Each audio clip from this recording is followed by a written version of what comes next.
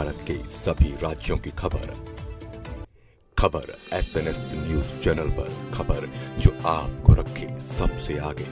Amroha collectorate सभागार में जिलाधिकारी निधि गुप्ता अवस्थ की उपस्थिति में राष्ट्रपिता महात्मा गांधी जी की 155वीं व भारत के भूतपूर्व प्रधानमंत्री भारत रत्न लाल बहादुर शास्त्री जी की 120वीं जयंती भव्यता के साथ मनाई गई।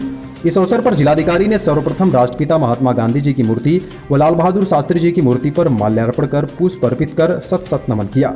कार्यक्रम के अवसर पर राजकीय महिला इंटर कॉलेज की छात्राओं द्वारा ढोलक हारमोनियम के साथ गांधी जी के प्रिय भजन रघुपति राघव राजा राम पतित पावन सीताराम की मनमोहक धुन की प्रस्तुति की गई। जिलाधिकारी ने कार्यक्रम को संबोधित करने के पूर्व सभी देशवासियों, अधिकारियों, कर्मचारियों को दोनों महापुरुषों के जन्म दिवस की शुभकामनाएं दी। संबोधित करते हुए कहा कि राष्ट्रपिता महात्मा गांधी जी के देश को स्वतंत्र कराने और उनको द्वारा देश के लिए किए गए योगदान को हम भुला नहीं सकते।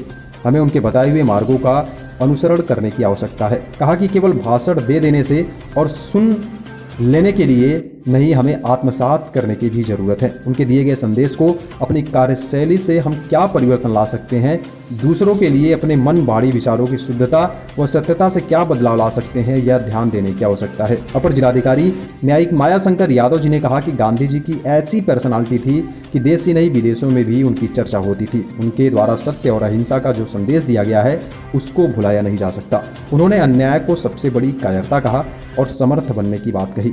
अंग्रेजों से लड़ाई लड़ी और देश को आज़ाद करके हमें दिया। उन्होंने गरीबों, शोषितों, मजदूरों की आवाज़ को उठाया। उनके विचार हमेशा लोगों में एक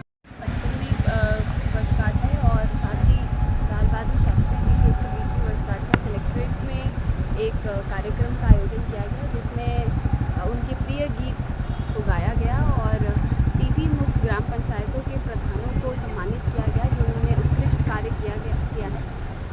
साथ ही साथ एक पेड़ माँ के नाम के अंतर्गत यहाँ पे कलेक्ट्रेट परिसर में कुछ वृक्षारोपण कराया गया और इस सबसे यही संदेश दिया गया कि गांधी जी के मूल्यों को, उनके विचारों को आत्मजीवन में उतारें।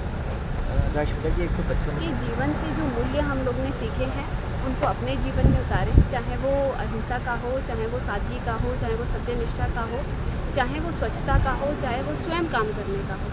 इन सभी मूल्यों को अपने जीवन में उतारें और देश को आगे विकास की ओर ले जाएं।